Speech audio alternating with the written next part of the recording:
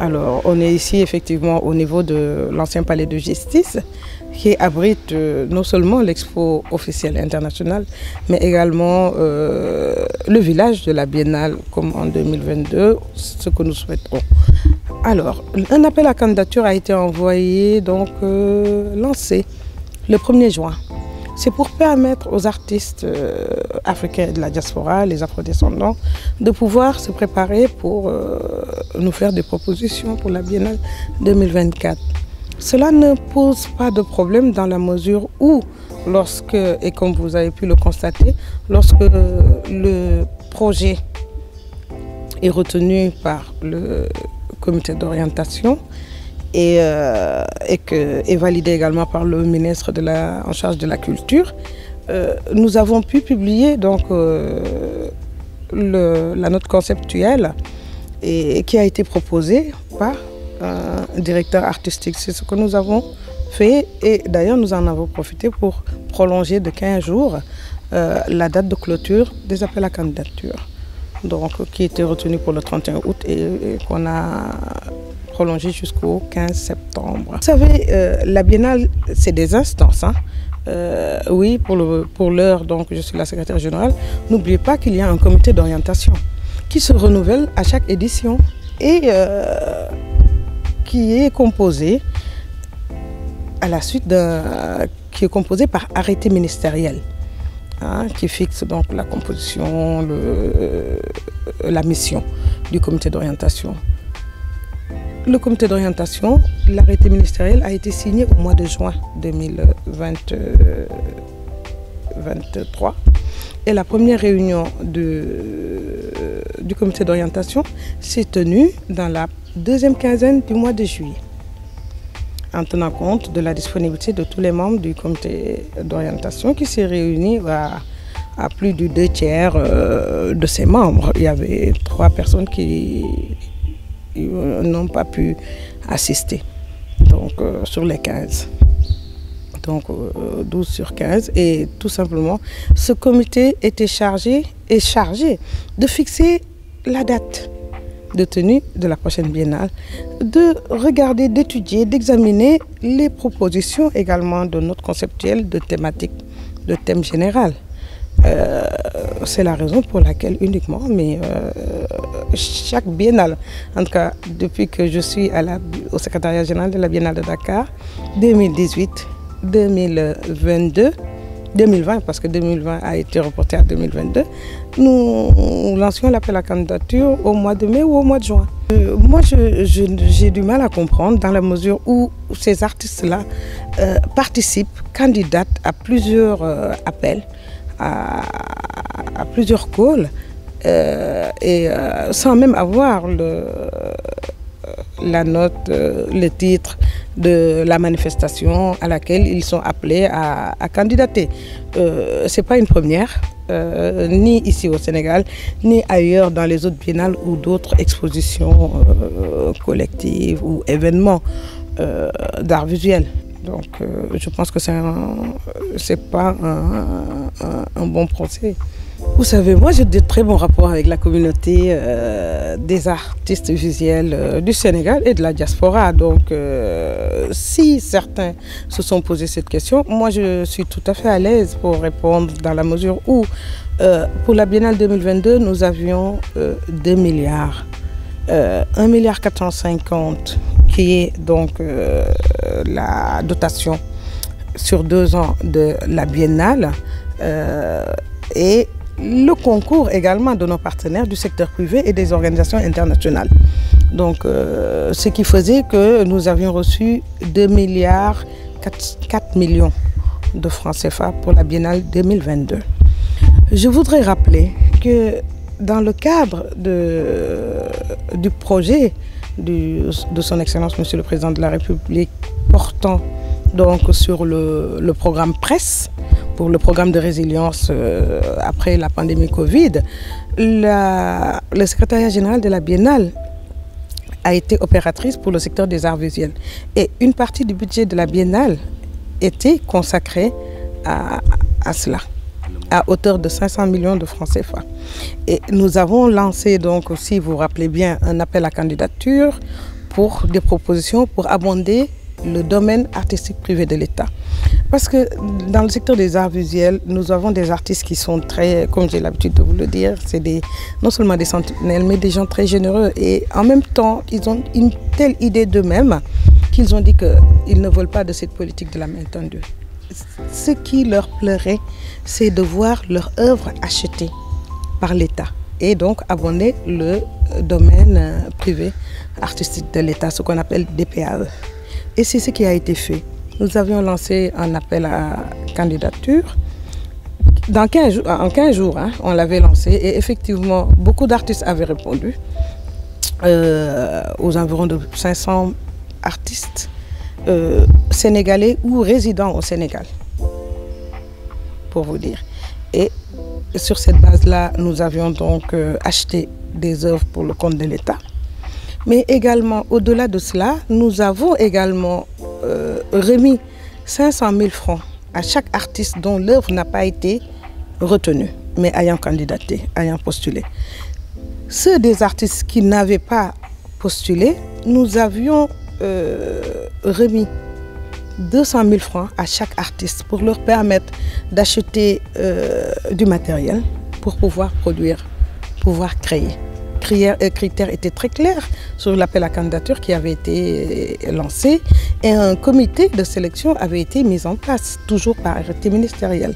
Il y avait même un comité de négociation des œuvres également et qui était constitué par des acteurs du sous-secteur des arts visuels. Ils étaient au nombre de 11. Il y avait un comité du sous-secteur des arts visuels et un comité de sélection également qui était composé d'à peu près 8 personnes. 2 milliards. Les 2 milliards concernent uniquement l'organisation de la Biennale 2022 qui s'appelle INDAFA, dont le thème était INDAFA.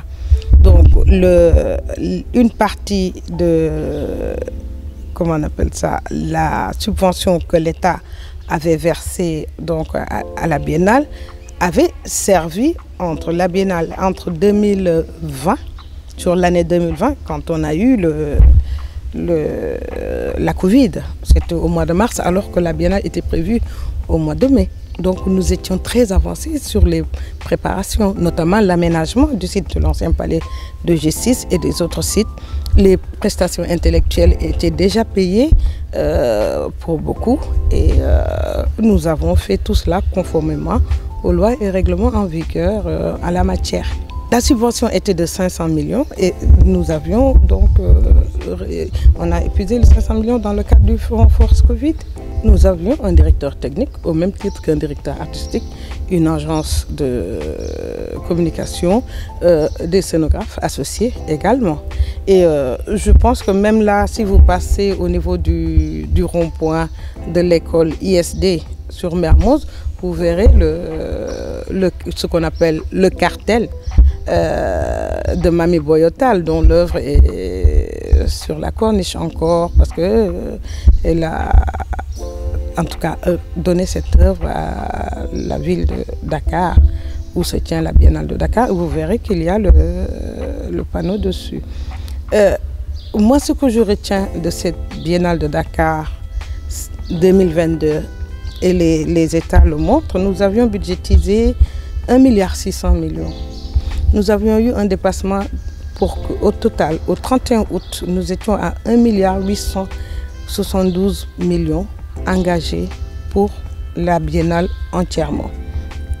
Et nous avions au sortir du 31 août donc un solde positif qui nous a permis de gérer le reste de l'année de septembre, octobre, novembre, décembre 2022. Donc, et à date, à cette époque-là, jusqu'à présent d'ailleurs, aucun prestataire ne peut dire que la Biennale lui doit de l'argent. Ils ont tous été payés conformément au contrat de prestation qui les ont liés avec la Biennale. Je pense que vous étiez à Dakar, vous étiez au Sénégal, vous aviez vu l'ampleur, l'envergure qu'avait pris la Biennale de Dakar. Beaucoup de sites avaient été ouverts, beaucoup de manifestations également avec les portés par des projets spéciaux, les programmes pédagogiques et visites scolaires, les rencontres professionnelles et scientifiques, des side events, beaucoup de manifestations se sont tenues pendant cette biennale-là. Nous avions également d'autres lignes, donc la ligne communication.